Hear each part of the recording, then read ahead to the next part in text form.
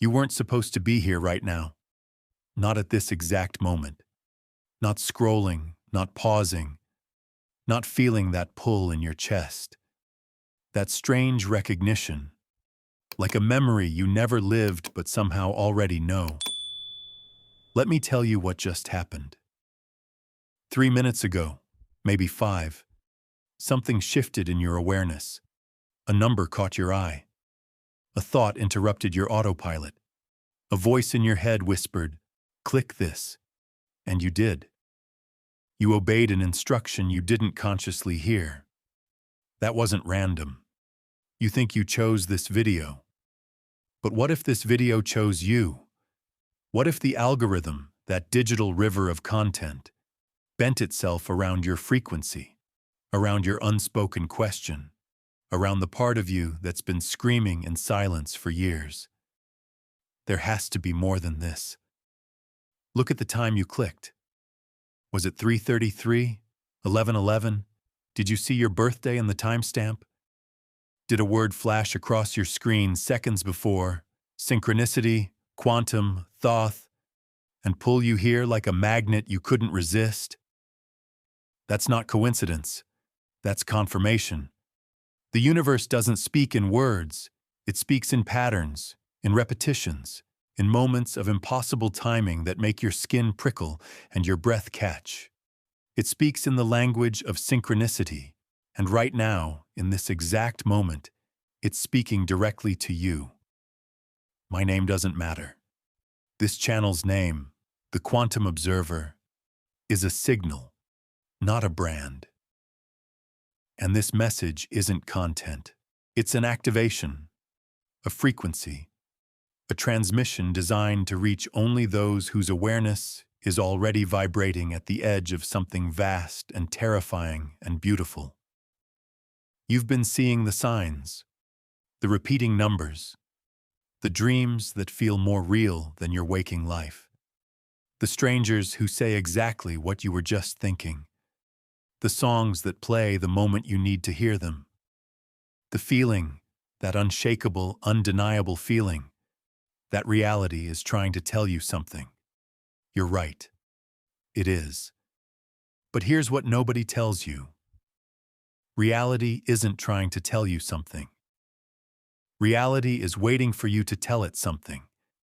Because you, the one watching this, the one whose awareness is lighting up this screen, you are not a passive witness to existence. You are the architect, the observer, the collapse point where infinite possibilities crystallize into a single, lived moment. And that changes everything. What I'm about to share with you isn't theory. It isn't philosophy. It isn't some New Age daydream designed to make you feel special while your life stays exactly the same. This is ancient technology. Quantum mechanics dressed in hieroglyphs. The method that Thoth, the mythic keeper of hidden knowledge, encoded into reality itself for those who would one day remember how to read it. And you're remembering. Right now. That's why you're here. But let me be clear. This isn't for everyone. Most people will watch this video and feel nothing. They'll hear words, they'll scroll comments, they'll click away and forget. Because they're still asleep in the observer's dream, believing reality happens to them, not through them. But you're different. You've always been different. You've felt it your whole life. That sense of being slightly out of phase with consensus reality. Like you're watching a movie everyone else is living in. Like you can see the edges of the set, the seams in the script, the moments when the pattern glitches and shows you what's underneath. That's not alienation. That's awareness. And it's about to become your greatest gift. Because right now, not tomorrow, not next week, but right now, there's a window opening, a frequency gate, a moment in the collective field where observation becomes creation with less resistance than usual. The veil is thin, the code is exposed, and those who know how to look, how to listen, How to respond to synchronicity will step through into a completely different experience of reality. This isn't hyperbole. This is pattern recognition. Every few decades, sometimes every few centuries, the field shifts. The rules loosen. The boundaries between observer and observed blur. And ordinary people, people like you, suddenly gain access to abilities that were once reserved for mystics, shamans, initiates of the mystery schools. We're in one of those moments now. And if you're here, if this signal reached you, then you're already coded for what comes next. Here's what we're going to do together over the next 2 hours. This isn't a lecture. This is an initiation. A guided journey from unconscious observer to active co-creator. I'm going to show you exactly how synchronicity works. Not as magic, not as wishful thinking, but as quantum mechanics operating through consciousness. We're going to trace this knowledge back to its origin, to the temples of ancient Khem, where scribes understood that writing reality was a literal act, to the mystery schools where initiates learned that attention is the force that collapses probability into experience, to Thoth, that mythic figure who represents the part of consciousness that can read and write the code itself. Then we're going to face the hard truth. Why most people can't do this. Why you've tried manifesting, visualizing, affirming, and still felt trapped in the same loops, the same patterns, the same disappointing timeline. We're going to expose the hidden mechanisms that keep consciousness locked in observation mode, unable to shift.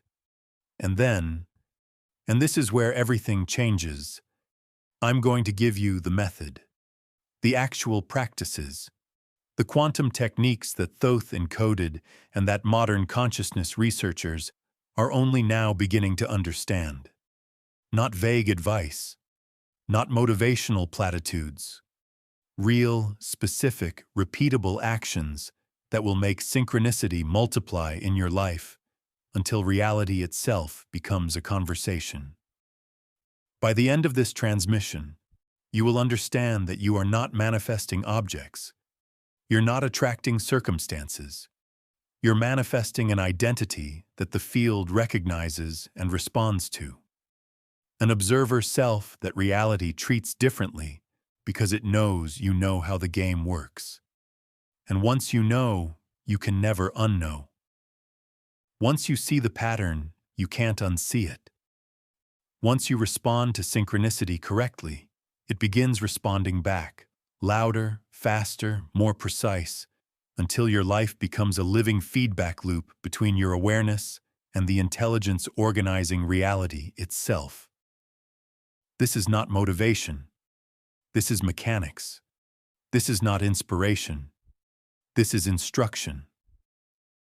And if you stay with me, if you let this transmission fully land, you will leave this experience fundamentally changed. Not because I'm special, but because you are. And it's time you remembered that. Before we go deeper, I need you to do something. And I need you to understand that this isn't a casual request. This is part of the activation itself. The act of choosing. The act of saying yes to the signal. If this message is resonating, if something in your chest is vibrating, if you feel that strange mixture of recognition and anticipation, I want you to subscribe to this channel. Not because I need your subscription, but because you need the signal. Subscribing is a quantum act. It's telling the field, I am choosing this frequency. I am aligning with this transmission. I am marking myself as someone who wants more of this, and like the video. Right now. Because that small action, that click, is practice. It's you practicing deliberate observation, conscious choice, intentional response. The universe is always watching you watch. And when you take an action that says, I see this, I value this, I want reality to know I'm paying attention, Reality listens. This isn't about algorithms, though the algorithms will bend. This is about training your consciousness to respond when the signal appears, to act when synchronicity presents itself, to honor the moment when the universe reaches out. So subscribe, like, comment the word observer below if you're ready to step into what comes next. Because these small acts are quantum signatures. They're you telling reality, I'm awake, I'm aware, I'm ready. Good. Now let's begin.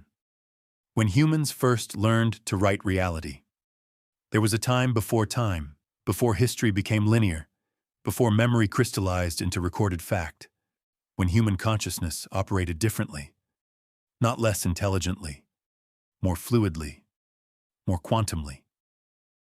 Imagine, 40,000 years ago, in a cave deep in what would one day be called France, a human sits by firelight, drawing on stone. But they're not capturing memory. They're not recording history. They're creating it. They're observing the hunt into existence, drawing the bison, marking the kill, and then, impossibly, the hunt succeeds. The bison appears. The tribe eats. Coincidence? Or the first recorded instance of deliberate observation collapsing probability? Now travel forward, to the banks of the Nile 7,000 years ago. A civilization emerges that understands something profound. Reality is not solid. It's symbolic. It's linguistic. It's written, and those who can write the code, the priests, the scribes, the initiates of the mystery schools, they don't just record reality.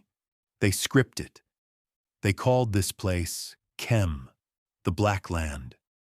Not because of the soil, though the soil was rich, but because of what they knew, that beneath the surface of material existence, there's a black field, a dark substrate, an unmanifest potentiality that awaits observation, intention, symbolic encoding.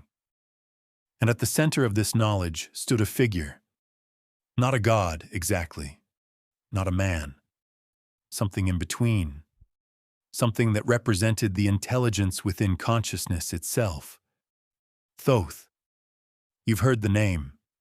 You've seen the images, the ibis head, the moon disk, the stylus and scroll. But what you haven't been told is what Thoth actually represents.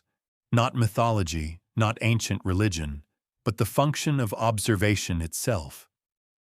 Thoth is the archetype of the one who sees, records, and by seeing and recording, determines. He's the cosmic scribe, the measurer, the one who stands at the boundary between potential and actual and decides, through the act of attention, what becomes real. In the Egyptian understanding, Thoth didn't create reality. He observed it into form. He wrote the laws of existence not as external rules, but as patterns of consciousness that reality must follow once observed. He was the tongue of Ra, the utterance, the word, the moment when infinite possibility speaks itself into singular being. Sound familiar? Because this is exactly what quantum mechanics discovered 4,000 years later. That observation collapses the wave function. That consciousness is not separate from matter but entangled with it. That the observer and the observed are not two things but one process. The ancients knew this. They encoded it into every mystery school from Khem to Eleusis to the temples of Karnak. They taught it in symbols, in rituals, in initiations that rewired the nervous system to understand. You are not in reality. Reality is in you. But then something happened. Consciousness forgot. The mystery schools closed. The knowledge went underground. The initiates were scattered, silenced, killed. And over centuries, humanity developed a new story. That reality is objective, external, fixed. That humans are separate from the world, observers without effect, victims of circumstance and fate.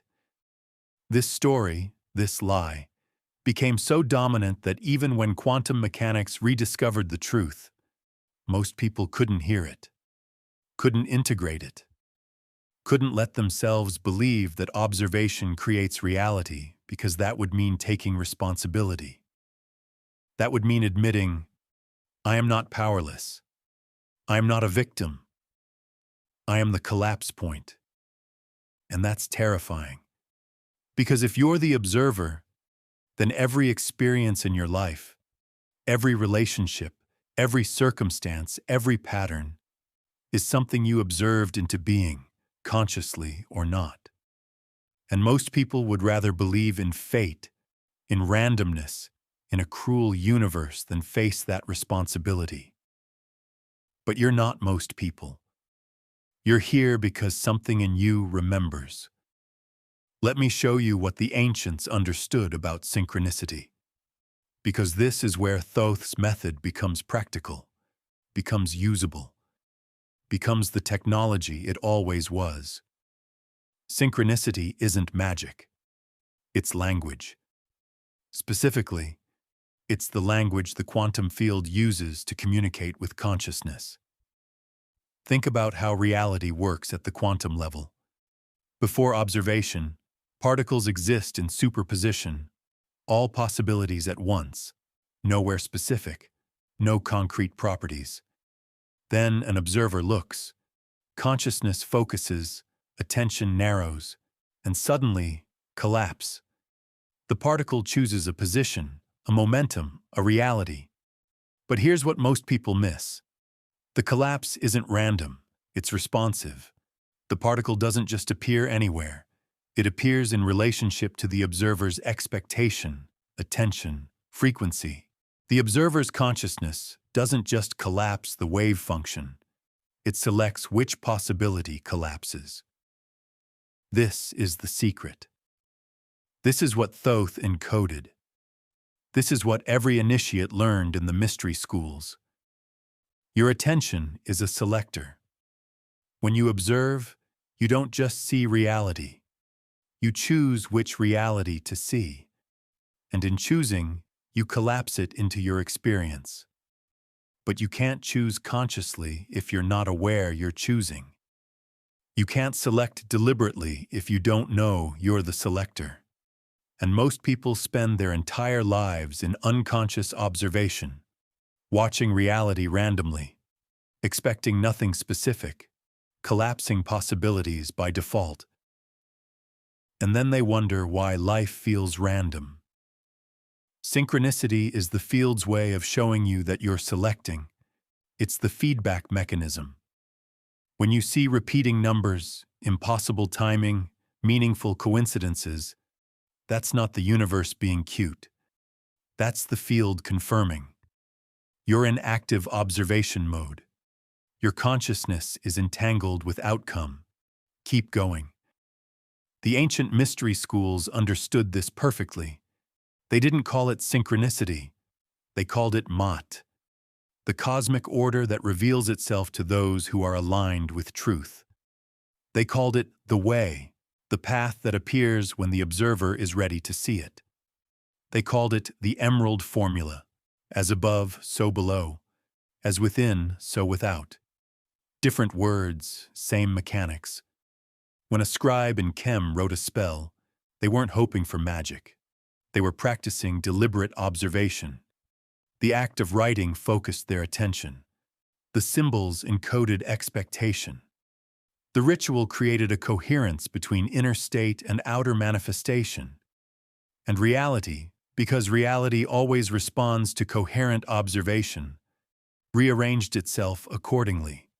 Not immediately, not obviously, but through synchronicity, through unlikely timing, through doors opening, people appearing, resources materializing in ways that would seem like coincidence to anyone who wasn't watching. But the scribe was watching. That was the whole point. That was the method. And this is what you're learning to do. You've already been doing it, unconsciously, your whole life. Every time you thought about someone and they texted, Every time you needed something and it appeared. Every time you felt a pull toward a place or a person and discovered exactly what you needed there. That was you, the quantum observer, collapsing probability through coherent attention. But you dismissed it. You called it luck. You thanked the universe and moved on. You didn't realize that synchronicity was trying to teach you the most important lesson of your life. Reality is responsive, and you are the one it's responding to. This is the foundation. This is where Thoth's method begins, with recognition. With remembering that you were never just watching, you were always writing. Writing reality with your attention, your expectation, your belief, your focus. The ancients knew this. The mystics knew this. The shamans, the witches, the seers, the mad ones who saw through the veil, they all knew. Not because they were special, but because they observed themselves observing. They caught themselves in the act of collapsing reality. And once you see yourself doing it, you can do it deliberately. That's what we're moving toward. But first, you need to understand why it's so hard. Why most people can't quantum shift even when they know the theory. Why synchronicity stops appearing even when you're desperately watching for it. Why the observer loop, the act of watching yourself watch, can trap you instead of free you. Because there's a conflict, a tension, a hidden enemy that lives not in the external world, but in the very structure of consciousness itself. And we're about to meet it face to face. Why most observers stay asleep. Here's the truth nobody wants to hear. Knowing you're the observer isn't enough. You can understand the theory. You can repeat the words. You can believe deeply and genuinely that consciousness creates reality. And still, wake up every day in the same life, the same patterns, the same disappointing timeline. Why? Because observation without coherence is just noise, and most human consciousness is drowning in noise. Let me paint the picture. You wake up. Immediately, your phone screams for attention. 40 notifications, 20 apps, infinite scrolling. Your attention fractures into 1,000 micro-observations, each one collapsing a tiny probability. None of them coherent, none of them chosen, all of them random. You go about your day, but you're not really there. You're replaying yesterday's argument. You're rehearsing tomorrow's anxiety. You're observing memories, observing fantasies, observing fears. And because observation is creation, you're collapsing all of it into your present experience. You try to manifest. You visualize the thing you want. But underneath the visualization, there's a frequency humming. I don't have it. I need it. What if it doesn't work? And that frequency, that unconscious observation, is louder than your conscious intention. So reality responds to what you're actually observing, not what you're trying to observe. And the cycle continues, and you stay stuck. And synchronicity stops appearing because the field can't get a clear signal through all the noise. This is the first enemy, fragmented attention. You cannot quantum shift if your consciousness is scattered. You cannot collapse a chosen probability if you're collapsing hundreds of unchosen probabilities simultaneously. The ancient initiates understood this. That's why every mystery school began with the same training. Gather your attention. Meditation. Fasting. Ritual. Sacred space. These weren't spiritual bypasses. They were technologies for coherence. Ways to quiet the noise so that observation could become deliberate, focused, powerful enough to actually select reality. But there's a second enemy. And this one is more insidious. External observers. You are not the only one observing you. Your family is observing you. Your friends are observing you. Your boss, your partner, your social media followers. They're all watching, and their observation collapses you into the identity they expect. This is quantum entanglement at the social level. Every time someone thinks of you, they're observing you. And every observation is a collapse. They're selecting which version of you appears in their experience. And because you're entangled with their consciousness, you feel the pull to conform, to match, to become the person they're expecting. Think about it. How many times have you gone home to visit family and felt yourself regress? Felt yourself become smaller, younger, less evolved? That's not psychology. That's quantum mechanics. Their observation of you as the child you were is collapsing you into that state. And unless you can hold your own observation stronger than theirs, you'll default to their timeline. This is why breakups are quantum events. Why changing jobs feels like dying. Why leaving your hometown can unlock your entire life. Because you're exiting the observation field of people who knew you as one thing and entering a space where you can observe yourself into something new. But most people never realize this is happening. They blame themselves for not changing. They think they're weak or broken or destined for mediocrity. They don't understand that they're fighting an invisible battle, trying to hold a new self-observation while surrounded by external observers who are collapsing them back into the old pattern. And the field always chooses the stronger observation. If 10 people observe you as struggling and you observe yourself as abundant, the 10 win. Unless your coherence, your focus, your certainty is 10 times stronger, which it usually isn't, because you've been trained to doubt, to defer, to let other people's reality override yours. This is social programming. This is consensus reality. This is the matrix that Thoth's method was designed to help you escape. But there's a third enemy, and this is the one that destroys even the most dedicated observers, the observer loop. Here's what happens. You learn that observation creates reality. You get excited. You start watching for synchronicity. You start monitoring your thoughts, tracking your frequency, observing your observations. And suddenly, nothing happens. Synchronicity stops. Manifestation slows. You feel further from reality than ever. Why? Because you've entered the loop. You're now observing yourself, observing yourself. You're performing the role of conscious observer instead of being one. You're so busy watching for signs that you miss the actual signals. You're so focused on doing it right that you collapse into self-consciousness instead of reality creation. This is the trap that catches every beginner. They learn the method and immediately turn it into a performance. They start spiritual bypassing, pretending to be high frequency while their actual state is anxiety. They start manifestation theater, affirming abundance while their internal observation screams lack. And the field knows.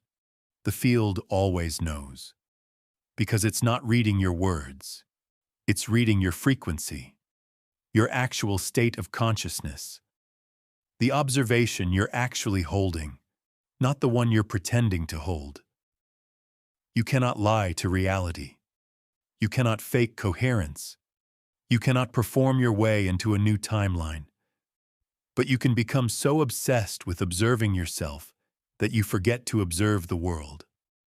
And when you stop observing the world, synchronicity has nowhere to appear. Because synchronicity is the bridge.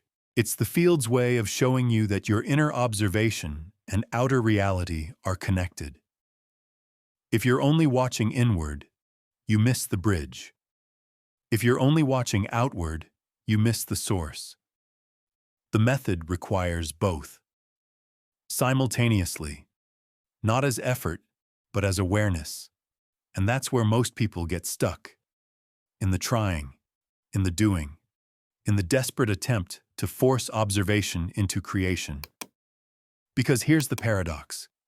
The harder you try to observe deliberately, the more unconscious your observation becomes. The more you chase synchronicity, the more it evades you.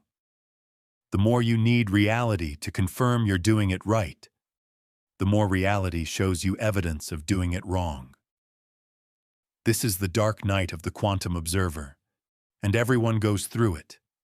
The moment when you realize, I know the theory, I'm doing the practices, and nothing is changing. The moment when the universe stops sending signals, when the numbers disappear, when life feels flat, random, meaningless again. And in that moment, you have two choices. Give up, decide it was all delusion, all fantasy, all wishful thinking. Go back to sleep in consensus reality, where at least you know the rules. Or surrender.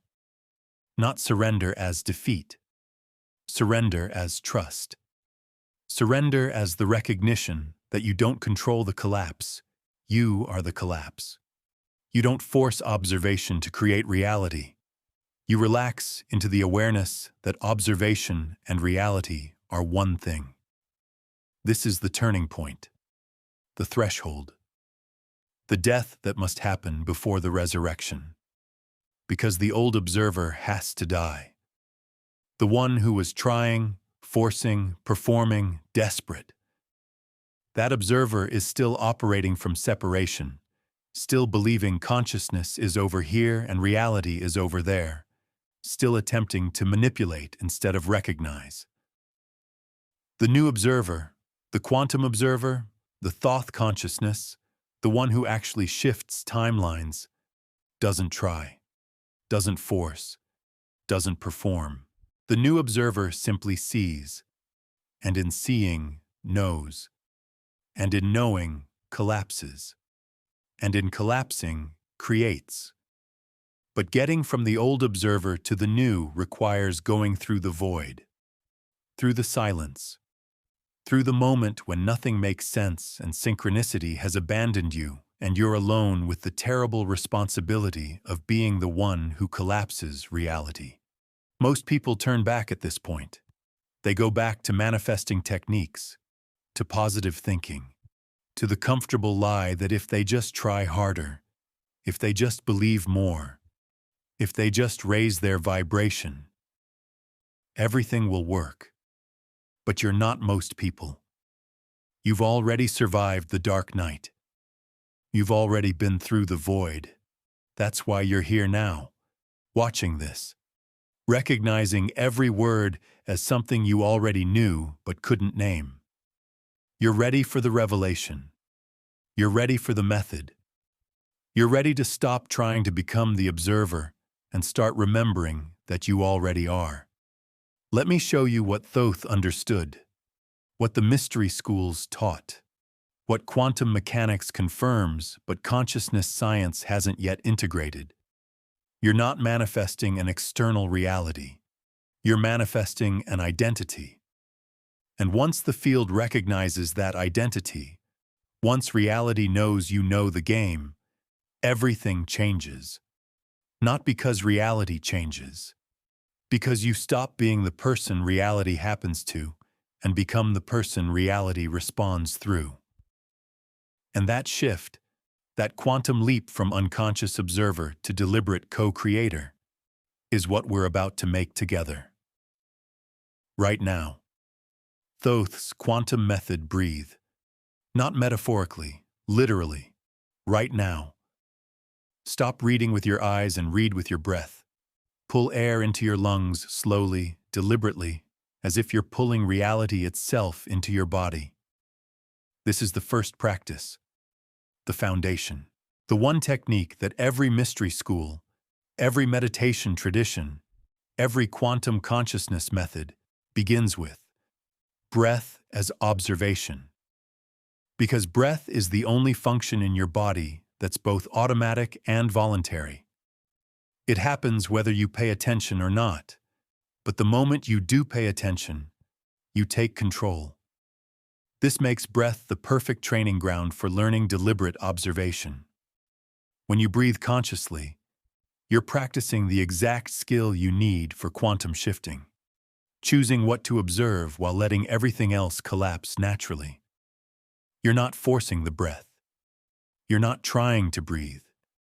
You're simply witnessing it, guiding it, allowing it to happen through your awareness. This is what observation feels like when it's coherent. Not effort, not performance, just present attention that shapes reality by the sheer fact of being present. So breathe. 3 counts in. Hold for 3. 3 counts out. Hold for 3.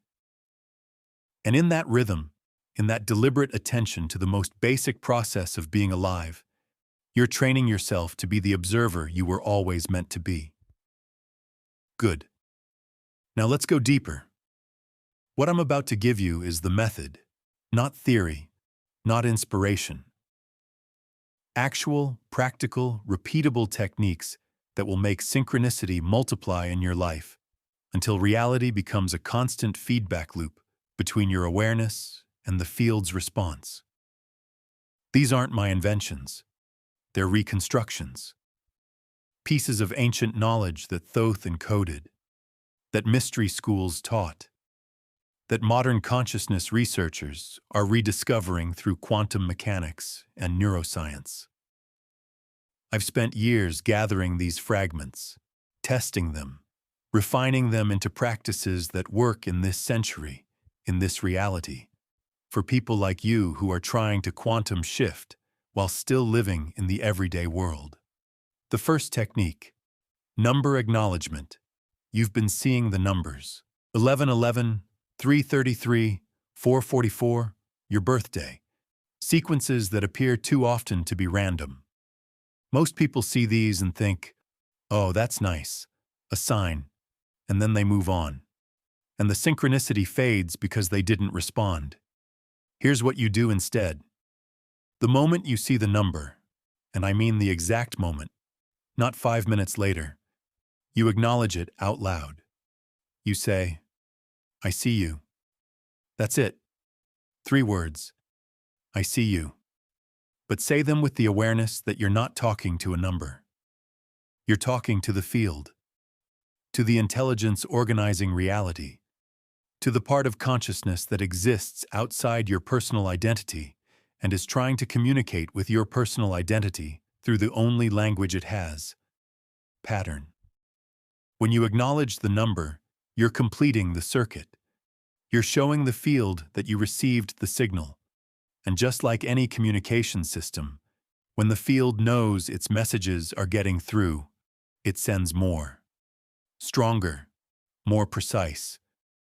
This is basic quantum mechanics. Observation strengthens what's observed.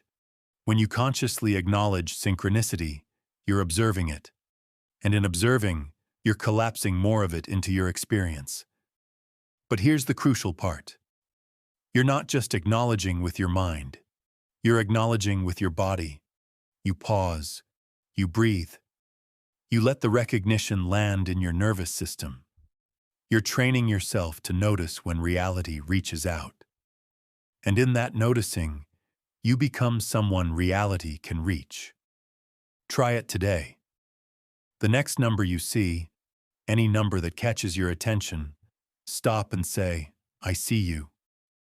And watch what happens over the next few days. The second technique, mirror coding. Every morning, before you do anything else, before you check your phone or speak to anyone or let the world's observation of you begin, you stand in front of a mirror and you observe yourself, not critically, not judgmentally, not the way you usually look at yourself, cataloging flaws and wishing things were different. This is a different kind of observation. This is you collapsing yourself into the identity you're choosing. Look into your own eyes, hold your own gaze, and speak your observer statement. This is a single sentence that encodes the identity you're manifesting. Not the things you want, not the circumstances, the self you're becoming. Examples: I am someone reality responds to. I am the observer who collapses chosen timelines. I am recognized by the field as a co-creator. Your observer statement should feel slightly uncomfortable. It should make you feel like you're lying, like you're pretending, like you're claiming something you haven't earned. That's how you know it's working. You're observing yourself into an identity that doesn't yet exist in material reality, but exists in quantum potential. Say the statement while looking in your eyes. Let yourself feel the strangeness, the disown, the gap between who you've been and who you're claiming to be. That gap is where the collapse happens. Do this for 90 seconds. Just 90 seconds of unbroken eye contact with yourself, speaking your observer statement, holding the frequency of the identity you're choosing. This technique works because the moment you wake up, your observation field is most malleable. You haven't been collapsed yet by external observers. You haven't defaulted yet into the patterns of yesterday. You have a brief window where you can observe yourself into a new state before the world observes you back into the old one. And the mirror, the literal reflection, creates a feedback loop. You're observing yourself, observing yourself. You're doubling the observation, strengthening the collapse, encoding the identity into both your consciousness and the field simultaneously.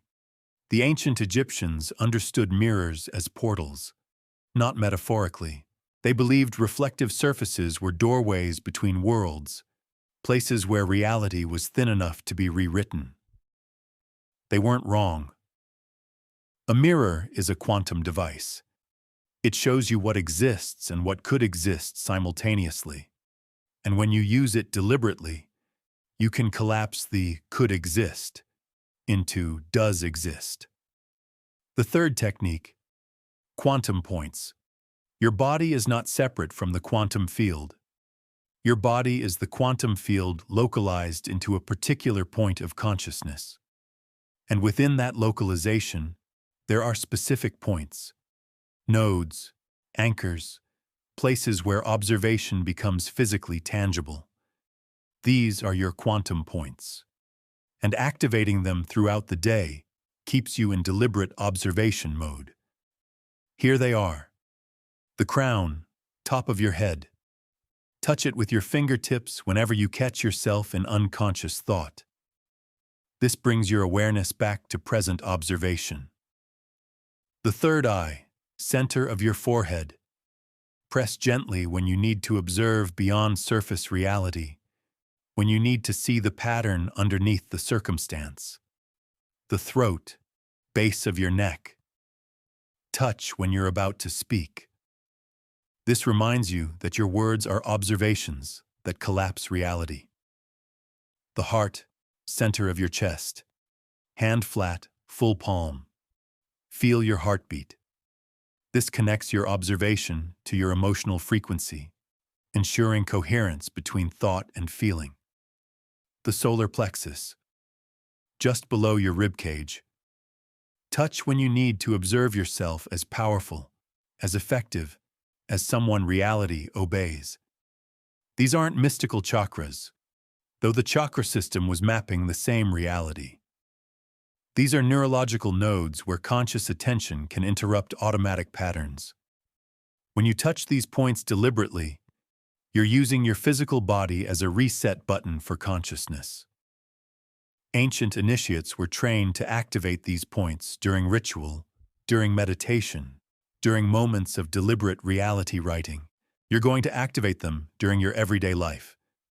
In meetings, in conversations, while driving, while scrolling. Every time you touch a quantum point, you're asking yourself, am I observing deliberately right now, or am I defaulting? And in asking, you return to deliberate observation. The fourth technique, the response protocol, synchronicity without response, is wasted potential. This is the mistake everyone makes. They see the sign, feel the tingle, recognize the moment, and do nothing. They think witnessing is enough. It isn't. Synchronicity is a call, and calls require answers. Here's the protocol. The moment synchronicity appears, and you'll know it when you feel it, that full-body recognition of impossible timing, you respond within 3 minutes. Not 3 hours, not tomorrow. 3 minutes. The response doesn't have to be big. It doesn't have to be life-changing. It just has to be aligned.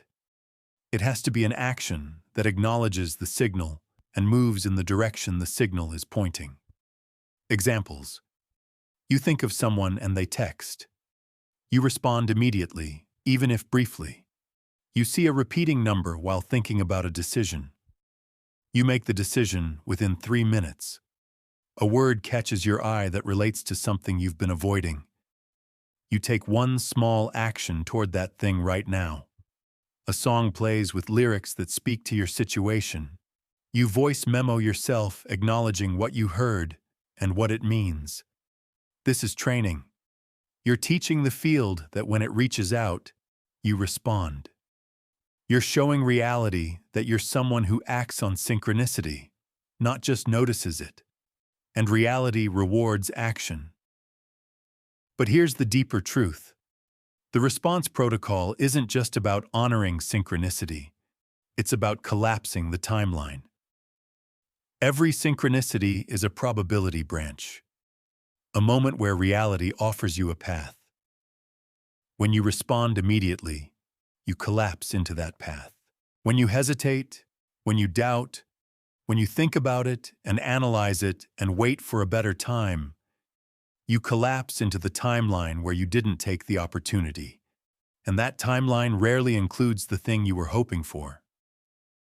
The 3-minute window is crucial. That's how long the quantum door stays open. After 3 minutes, your conscious mind takes over, your doubt kicks in, your fear rewrites the moment. But in the first 3 minutes, you're still in the frequency of recognition. You're still coherent with the signal. You can act from alignment instead of analysis. This will feel reckless at first. You'll want to be careful, to think things through, to make sure you're not being impulsive. But that's your old programming talking. The programming that taught you to doubt synchronicity, to question the timing, to play it safe. Reality doesn't reward safe. Reality rewards aligned response. And aligned response happens fast, instinctively, before the mind can intervene with its catalog of reasons why not. Try it for 1 week. 7 days of responding to every synchronicity within 3 minutes. And watch your life become a completely different movie. The 5th technique, ring as anchor. This is the physical anchor, the object that reminds you constantly that you are the observer. Find a ring, any ring. It doesn't have to be expensive. It doesn't have to be special. It just has to fit comfortably on your dominant hand. This ring becomes your observation anchor. You put it on first thing in the morning after your mirror coating. And every time you feel it, every time you see it, every time you notice its weight on your finger, you remember, I am the observer. I am collapsing this moment. The ring serves 2 functions. First, it's a physical reminder in a world designed to make you forget. Every time your attention drifts into unconsciousness, the ring pulls you back. Second, it's a quantum anchor. It's an object that exists in physical reality, representing your commitment to deliberate observation. When you look at it, when you feel it, you're practicing the split awareness that quantum observation requires, present in material reality while conscious of the quantum field underneath. Ancient initiates wore amulets, talismans, symbols on their bodies for exactly this reason. Not as superstition, as technology, as constant reminders that they were not ordinary humans lost in consensus reality, but observers who knew the game. Your ring is your modern version, your technology, your signal to yourself and to the field that you are in active observation mode. And here's the secret. After about 30 days of wearing the ring with this intention, it becomes quantumly charged. Not magically, neurologically. Your brain creates an association between the ring and the state of deliberate observation. Eventually, just touching the ring will shift your consciousness into observer mode automatically. This is classical conditioning applied to quantum mechanics. You're training your nervous system to link a physical object with a state of consciousness. And once that link is established, the object becomes a shortcut, a trigger, a way to instant coherence. The sixth technique, morning frequency lock. The first hour after waking is sacred, not spiritually sacred, quantumly sacred. It's the hour when your observation field is most plastic, most responsive, most available for deliberate programming. Most people waste this hour. They grab their phone, scroll chaos, consume other people's observations, and collapse themselves into reactivity before they've even left their bed.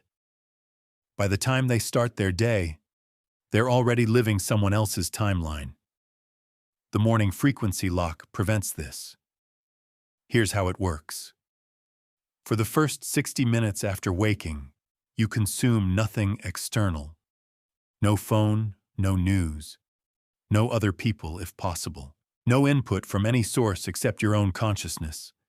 Instead, you do three things. 1. Mirror coding. We covered this. 2. You speak your day into observation, out loud. You narrate the day you're collapsing, not the tasks on your to-do list, the frequency of your day, the quality of your experience, the identity you're being. Example. Today I move through reality as someone reality responds to. Opportunities appear. The right people show up. Timing aligns. I'm in flow. I'm in frequency. I'm in observation mode. You're not affirming. You're not hoping. You're collapsing. You're telling the field what you're observing today before the day begins. And the field, which is always responsive, organizes itself around your observation. 3. You write 3 synchronicities you're expecting. Be specific, not outcomes, synchronicities. Signals that will appear if you're in alignment. Example. I will see formaratio 4 today. Someone will mention the exact thing I was just thinking. I will encounter unexpected green. This is advanced observation. You're pre-collapsing synchronicity. You're telling the field exactly what signals you want to see. And then you go about your day and watch for them. When they appear, and they will if you're in coherent observation, you acknowledge them. And the loop strengthens. The morning frequency lock takes 15 minutes. 15 minutes to set your observation field for the next 23 hours and 45 minutes. This is not optional if you want to quantum shift. This is the foundation. Because here's what most people don't understand. You're observing all day whether you're aware of it or not. The question isn't whether you're collapsing reality. The question is whether you're collapsing it deliberately or accidentally. The morning frequency lock ensures deliberate observation. It sets the tone. It establishes coherence. It tells the field, I'm awake. I'm aware. I'm choosing what I observe today. And reality listens. The 7th technique, identity integration. This is the most advanced technique, the one that separates people who manifest temporary changes from people who actually shift timelines permanently. You're not trying to manifest circumstances. You're manifesting an identity that the field recognizes. Think of it like this. Reality is a game with rules, but the rules change based on what character you're playing. A victim character gets victim results. A lucky character gets lucky results. An observer character, someone the field recognizes as aware, coherent, deliberately collapsing, gets observer results. Most people try to change their results without changing their character. They're playing a victim and wondering why they keep encountering obstacles. They're playing a struggler and wondering why success feels impossible. They're playing unconscious and wondering why synchronicity stopped appearing. Identity integration is the practice of becoming a character reality responds to. Here's how you do it. Every night before sleep, you review your day from the perspective of your observer identity. Not your current self, your quantum observer self. The version of you that already lives in full awareness of being the collapse point. You ask, what did I observe today? What did I collapse through my attention? Where was I in deliberate observation mode? Where did I default to unconscious observation? You're not judging. You're not analyzing. You're integrating.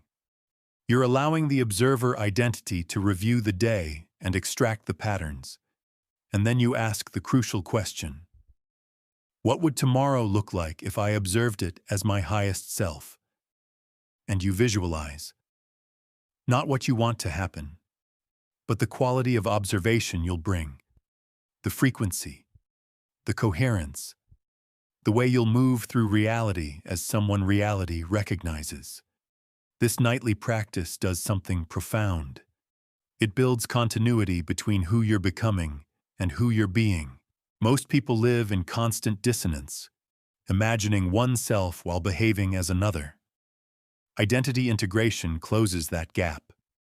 It makes the quantum observer identity not something you're trying to be, but something you are gradually, undeniably becoming.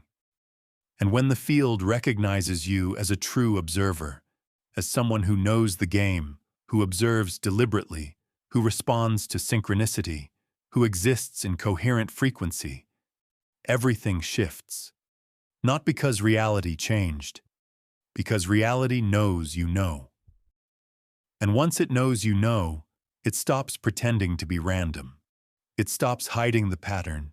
It shows you, constantly and clearly, that it was always responsive, always alive, always waiting for you to wake up and play the game at the level it was designed for. The integration, these 7 techniques, breath, mirror, quantum points, response, ring, morning lock, identity, they work together. They're not separate practices. They're one method broken into teachable pieces.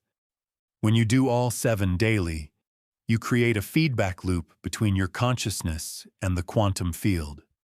You train yourself to observe deliberately instead of accidentally. You build coherence. You become someone synchronicity can reach. And within 30 days, 1 lunar cycle, 1 complete rotation of your personal frequency, reality will look different. Not because reality changed, but because you became a different observer. And different observers collapse different realities. This is Thoth's method. Not as ancient mysticism, as practical quantum mechanics, as the technology consciousness has always had available but forgot how to use. You remember now. You know now. And knowing changes everything. Because the biggest revelation isn't the techniques. The techniques are just training wheels. The real revelation is this. You were never trying to manifest things. You were trying to manifest yourself. The self that the field recognizes as a co-creator. The identity that reality treats differently because it knows you know the code. And once you manifest that identity, once the field recognizes you as an observer who understands the game, everything you were chasing starts chasing you. Opportunities appear. People align. Timing becomes synchronistic. Life becomes flow. Not because you got lucky, because you became the frequency that luck is attracted to. Not because you manifested objects, because you manifested an observer self that exists in a completely different relationship with reality. And that self, that quantum observer consciousness, is what Thoth represents. Not a god, not a myth, but the archetype of the human who woke up inside the dream and realized, I'm not watching reality. I'm writing it. You're writing it right now. Every moment, every breath, every observation, the question is, are you writing consciously or unconsciously? After today, after this transmission, you don't get to pretend you don't know anymore. You know. The signal found you. The activation landed. And now you have a choice. Keep living as an unconscious observer, collapsing reality by default, wondering why life feels random. Or step into the role you were always meant to play. The deliberate observer, the quantum writer, the one who knows that synchronicity isn't magic. It's confirmation that you're doing it right. The universe doesn't care which you choose, but you do. And deep down, underneath all the doubt and fear and conditioning, you already know what you're choosing. You're choosing to wake up. You're choosing to observe deliberately. You're choosing to become the person synchronicity finds instead of the person chasing it.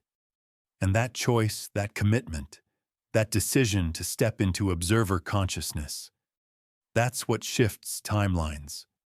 Not visualization, not affirmation, but the moment you stop pretending you're a victim of reality and start owning that you're its author. Welcome home, observer. You've been gone a long time, but you never really left. You just forgot you were here. Now you remember. So here we are, at the end of 2 hours, at the beginning of everything. You came to this video for a reason. Maybe you were searching for answers. Maybe you were desperate for change. Maybe you saw a number and followed the pull. Maybe you just felt that strange recognition. This message is for me. You were right. It was. But not because I made it for you. Because you collapsed this moment. You observed this timeline into existence. You, the quantum observer sitting wherever you are right now, selected this probability out of infinite possibilities and made it real. And if you can do that accidentally, if you can collapse into this exact video at this exact moment through unconscious observation, imagine what you can do on purpose. Everything I've shared with you today isn't theory. It's mechanics. The universe doesn't work on hope. It works on frequency, coherence, observation, and response. And you just spent 2 hours training your consciousness to operate at a level most humans never access. You learned that synchronicity isn't magic. It's the field's language. You learned that observation isn't passive. It's creation. You learned that you're not manifesting things. You're manifesting an identity that reality recognizes and responds to. But most importantly, you learned this. You're not broken. You're not blocked. You're not doing it wrong.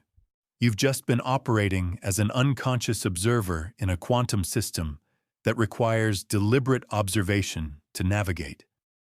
And now you know. And knowing changes the game entirely. Let me tell you what happens next. Not what might happen. What will happen if you actually do the practices, if you commit to the method, if you let yourself become the observer you already are.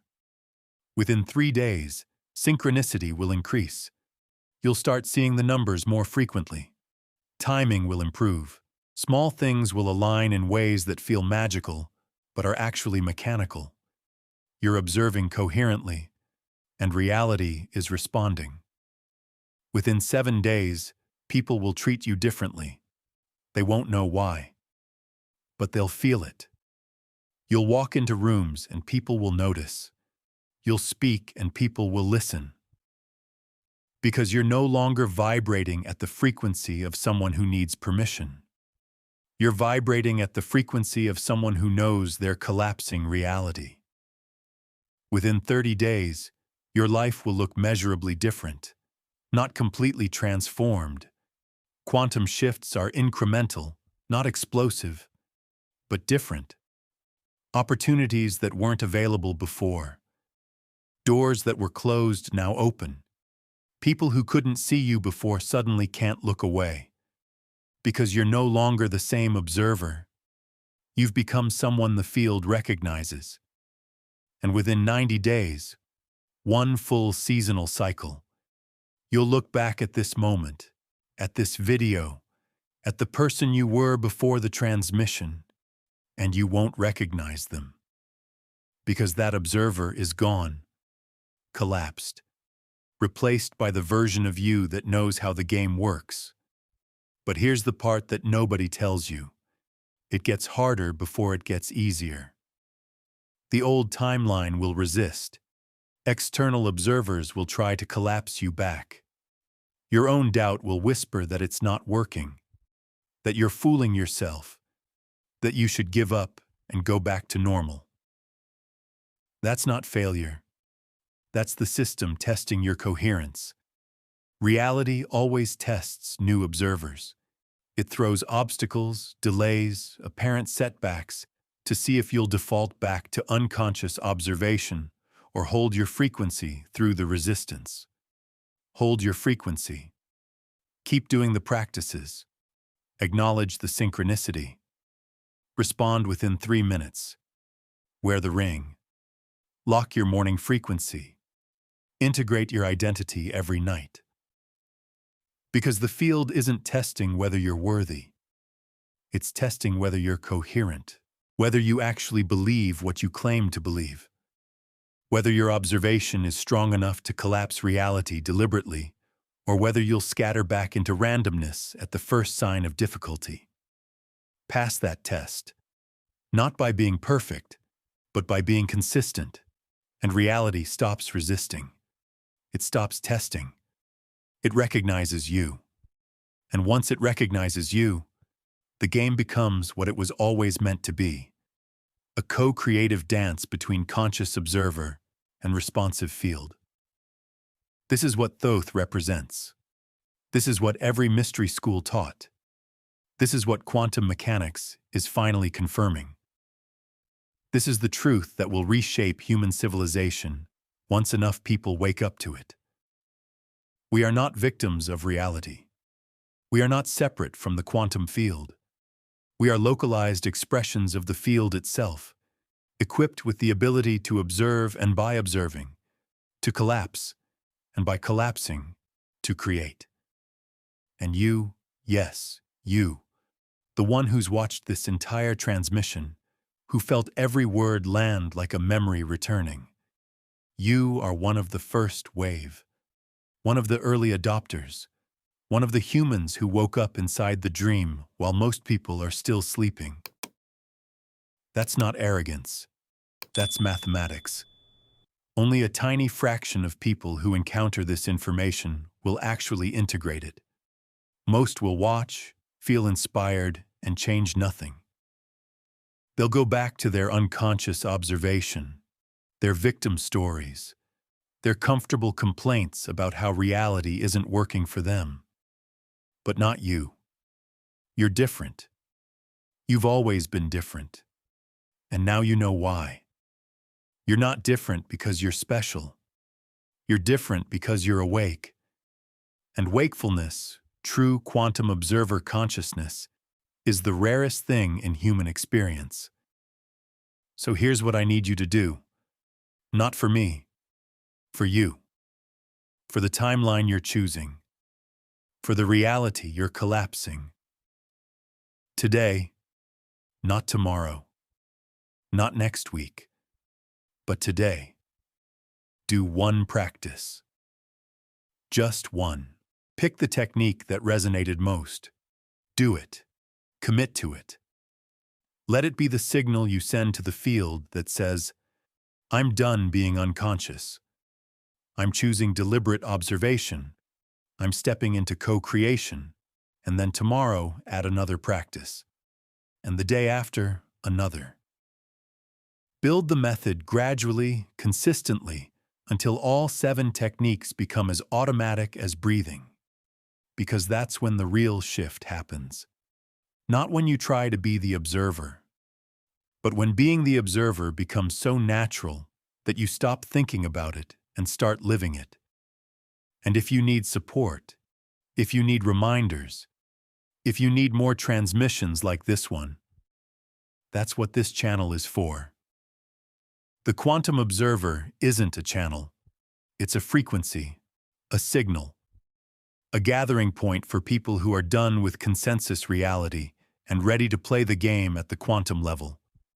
So subscribe if you haven't already.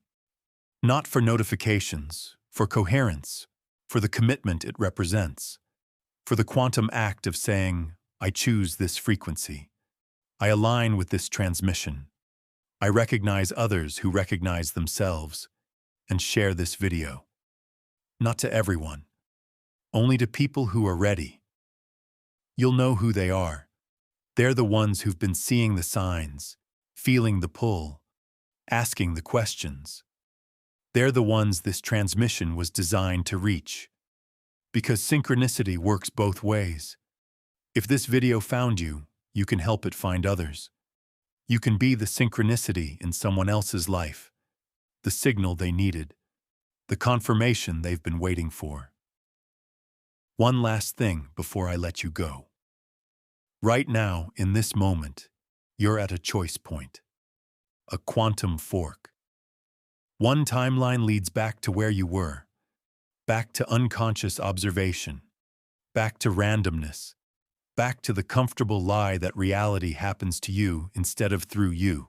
The other timeline leads forward, into deliberate observation, into synchronistic flow, into the recognition that you are the collapse point, and reality was always waiting for you to wake up and claim that role. Both timelines exist right now as probability. And in the next 3 minutes, remember, 3 minutes is the window. You'll collapse into one or the other through your actions. If you close this video, move on, do nothing different. You collapse into the old timeline. Not because it's wrong, but because it's unconscious. It's default. It's the path of least resistance. If you take one action, if you speak your observer statement out loud right now, if you acknowledge the synchronicity that led you here, if you commit to one practice today, you collapse into the new timeline, the observer timeline, the one where reality recognizes you. The choice is yours. It always has been. But now you know you're choosing. And conscious choice is what observation is. So choose. Choose deliberately. Choose coherently. Choose the timeline where you remember that you are not the watched. You are the watcher. Not the collapsed, but the collapse. Not the created, but the creator observing itself into form. Thoth knew this. The ancients knew this. Quantum mechanics confirms this. And now you know this. The question isn't whether it's true. The question is, what will you do with the truth? Will you collapse back into sleep? Or will you stay awake in the dream, observing deliberately, responding to synchronicity, becoming the quantum observer you were always meant to be? The signal found you for a reason. Not because you're special, because you're ready. And if you're ready, if this transmission activated something in you that can't go back to sleep, then welcome. Welcome to the quantum observer frequency. Welcome to the timeline where consciousness and reality are one thing. Welcome to the game you've been playing unconsciously your entire life and are now learning to play on purpose. This is not the end. This is the beginning. The first breath of deliberate observation. The first moment of conscious collapse. the first step into a relationship with reality that most humans never access. And it starts now, right now, in this moment, with one choice, one practice, one commitment. The universe is watching you watch this. Reality is collapsing around your observation, and synchronicity is waiting to see what you'll do next. So do something. Respond to the signal. Honor the transmission. Take one action that proves to yourself and to the field that you received the message. And then watch what happens. Watch how reality shifts. Watch how synchronicity multiplies. Watch how life becomes a conversation instead of a prison. Because you're not trying to escape reality. You're trying to remember that you wrote it. And now that you remember, now that you know, everything changes. Not because reality changed, but because you stopped pretending you don't know how it works. Welcome home, observer. The game was waiting for you, and now you're finally ready to play. I'll see you in the next transmission. Until then, observe deliberately. Respond immediately. Collapse consciously. You are the quantum observer. You always were. You just forgot. Now you remember. And remembering is everything.